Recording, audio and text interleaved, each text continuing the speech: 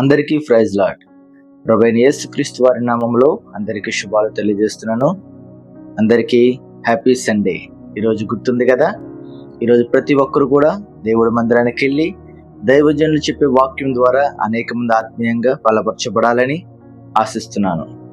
మన దేవుడు జీవము కలిగిన దేవుడు కనుక ప్రతి ఒక్కరు కూడా మరి మెలకువగా ఉండి దేవుని సన్నిధిలో కనిపెట్టుకుని మరి దేవుని యొక్క దీవెనలు అందుకోవాలని కోరుకుంటున్నాను. మరి ఈరోజు వాగ్దానంలోకి వెళ్దామా? దేవుని వాగ్దానము కీర్తనల గ్రంథము 92వ అధ్యాయము 13వ వచనం. యెహోవా మందిరములో నాటబడిన వారు మన దేవుని ఆవరణములలో వర్ధిల్లుదురు అనగా ప్రేమలో వర్ధిల్లవాలి, కృపలో వర్ధిల్లవాలి. మనం చేసే ప్రతి పనిలో కూడా మనం వర్ధిల్లాలి. అంటే రోజు రోజుకు మనం అభివృద్ధి అనేది చెందుతూ ఉండాలి. ఇక్కడ చూడండి, మంచి మాట మనకి ఏమని చెప్తున్నాడంటే, యెహోవా సన్నిధిలో నాటబడిన వారై. అంటే చాలా మంది అనుకుంటారు దేవుడి సన్నిధిలో నాటబడిన వారంటే దేవుడి మందిలో ఉండడమే అని అనుకుంటారు. కాదు. ఇప్పుడు ఒక మొక్క చూడండి, ఒక మొక్కను అక్కడ ఇక్కడ పెట్టామనుకోండి, అది ఏం ప్రయోజనం ఉండదు. ఫలిస్తుందా? ఫలించదు, వాడిపోతుంది తప్ప. అదే మొక్కను ఒక చోట స్థిరంగా నాటామనుకోండి, ఆ మొక్క వేర్లు వచ్చి మొక్క ఫలించి అభివృద్ధి అనేది చెందుతుంది. అలాగే మనం జీవితంలో చూసుకున్నట్లయితే మనం లోకంలో అక్కడ ఇక్కడ ఉన్నాం అనుకోండి, మనం ఇప్పటికీ కూడా మనం అభివృద్ధి అనేది చెందం.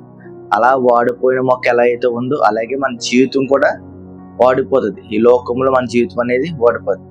అది ఒక చోట స్థిరంగా దేవుడి మందిరంలో స్థిరంగా ఉండి దేవుని మందిరంలో మనం నాటబడిన వారే ఉన్నాం అనుకోండి, మన జీవితం అనేది మొక్క ఏ విధంగా అయితే ఫలిస్తుందో అదే విధంగా మన జీవితం కూడా ఫలిస్తుంది. ఈరోజు నీ జీవితంలో ఏ పరిస్థితిలో ఉన్నావు? ఈరోజు నీ జీవితంలో మరి ఫలించే వారిలాగా ఉన్నావా, లేదంటే మరి వాడిపోయే వారిలాగా ఉన్నావా? మరి వాడిపోయే వారిలా ఉండాలంటే ఈ లోకంలో ఉంటే నీ జీవితం సరిపోదు. కానీ నువ్వు నిజంగా ఫలించాలి, నేను అభివృద్ధి చెందాలి, నా జీవితాన్ని నేను కట్టుకోవాలి, నా జీవితంలో సరైన ఒక గోల్ నేను రీచ్ అవ్వాలి, లేదు నేను పరలోక రాజ్యం చేరుకోవాలి, నేను మంచి మార్గంలో నడవాలి, సత్యమైన మార్గంలో నేను నడుచుకోవాలి అంటే గనక రా, దేవుని మందిరానికి వచ్చినట్లయితే దేవుడు నేను సరైన మార్గంలో నేను నడిపిస్తాను. చక్కటి మొక్క ఏ విధంగా అయితే మరి స్థిరంగా ఉండి మరి అక్కడ ఫలించిందో అదే విధంగా దేవుని మందిరంలో నాటబడి అక్కడ స్థిరంగా ఉన్నట్లయితే నువ్వు కూడా మొక్క వల్ల నువ్వు ఫలిస్తావు. ఇక్కడ చాలా మంది దేవుని మందిరం అంటే ఏదో అలా కట్టుకున్నాం కదా, లేదంటే చాలా మంది కొన్ని కోట్ల రూపాయలు లేదా కొన్ని వేల రూపాయలు లక్షల రూపాయలు మందిరాలు అనేవి నిర్మిస్తారు. కానీ అక్కడ దేవుని మహిమ అనేది ఉందనుకో, ఆ మహిమ ఆ మందిరం చుట్టూ కూడా నింపబడుతుంది. అందుకని ఇక్కడ పాత నిబంధనలో కొన్ని వచనాలు దేవుని మందిరంతో పోలుస్తారు. కీర్తనదారుడు 23:6 చూసుకున్నట్లయితే, చిరకాలము యెహోవా మందిరంలో నేను నివాసము చేసేది. అంటే చిరకాలం ఆయన దేవుని మందిరంలో నివాసిస్తారంట. కొన్ని చోట్ల చూడండి, కొన్ని చోట్ల మనం ఉండడానికి మనకు భయంగా ఉంటుంది, కానీ దేవుడి మందిరంలో ఆ భయం అనేది మనకు ఉండదు. దేవుని మందిరం ఎంతో ధైర్యంగా మనకు ఉంటుంది. ఎందుకంటే దేవుని ఆత్మ అక్కడ ఉన్నది కనుక మనం దేవుని సన్నిధిలో మనం ఉండగలుగుతాం. ఏ రోజైతే నువ్వు దేవుని సన్నిధిలో నాటబడి దేవుని సన్నిధిలో స్థిరంగా ఉంటావో ఆ రోజు ఆ ఆవరణంలో ఆ ప్రదేశంలో నువ్వు వర్ధిల్లుతావు అంట. అంటే దినదినము ఏమవుతావు అంట, అభివృద్ధి అనేది చెందుతావు అంట. అంటే ఒకే స్టేజ్లో ఉండవు, దినదినము నువ్వు అభివృద్ధి చెందుతూ ఉంటావు.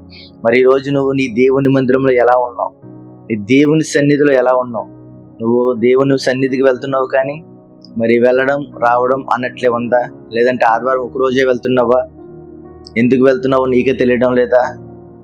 లేదండి ఆదివారం కదండి, ఈ రోజే దేవుడి మందిరానికి వెళ్తాండి, మిగిలిన రోజు నాకు దేవుడి మందిరం అక్కర్లేదండి అని అనుకుంటున్నావా? అది కాదు మిత్రమా. దేవుని మందిరానికి వెళ్ళామంటే దానికి ఒక అర్థం అంటూ మనకు ఉండాలి. నువ్వు పరిచయలో వాడబడాలి, దేవుని సేవలో వర్ధిల్లింపబడాలి, పాటల్లో వర్ధిల్లింపబడాలి, దేవుని వాంచడంలో వర్ధిల్లింపబడాలి.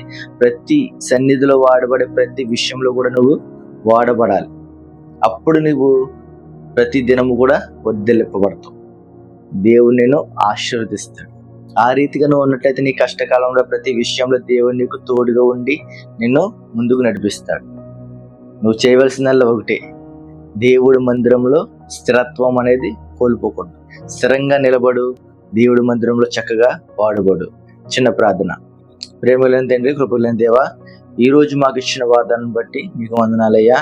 నాయనా, నీ సన్నిధిలో మేము ప్రతి దినము వర్ధిల్లింపబడేలాగా సహాయం చేసి నడిపించండి. అనుదినము ప్రతి ఒక్కరూ చక్కగా నేను నేర్చుకుని, ఒక మొక్క ఏ విధంగా అయితే మరి స్థిరంగా నాటబడినప్పుడు ఏ విధంగా అయితే ఫలించి దాని ఫలము అనేది మాకు ఇస్తుందో, అదే విధంగా ప్రతి దినము మేము నీ యొక్క సన్నిధిలో స్థిరంగా నాటబడి ప్రతి పరిచయలోను, నీ సేవలోను, ప్రతి విషయంలోనూ మేము నాటబడిన వారై వర్ధిల్లింపబడేలాగా సహాయం చేసి నడిపించండి. నాయన, మా సహోదరులందరినీ జ్ఞాపకం చేసుకోండి. ఈ దినము నాయన యొక్క పరిశుద్ధ దినం తండ్రి, నాయన నీ మందిరంలో మేమందరం గడిపే గొప్ప భాగ్యాన్ని మాకు అనుగ్రహించి నడిపించండి. నాయన, ఎక్కడైతే నీ మందిరంలో యొక్క పరిచయం జరుగుతుందో, ఎక్కడైతే నీ మందిరంలో ఈ రోజు తండ్రి ప్రభువైన సండే వర్షిప్లు జరుగుతున్నాయో, ప్రతి సంఘమును, ప్రతి విశ్వాసులను జ్ఞాపకం చేసుకోండి. నాయన, జరుగుతున్న సంఘం ఆవరణం అంతట్లు మీ ఆధీనంలో ఉంచుకోండి. నాయన, ప్రతి ఒక్క బిడ్డలను దీవించండి, ఆశీర్వదించమని యేసుక్రీస్తు వారి ఉన్నతమైన నామంలో చిన్న ప్రార్థన అడిగి వేడుకుంటున్న మా ప్రియ పరలోకపు తండ్రి. ఆమేన్, ఆమేన్, ఆమేన్. God bless you. దేవుడు మిమ్మల్ని అందరినీ దీవించును గాక. ఆమేన్.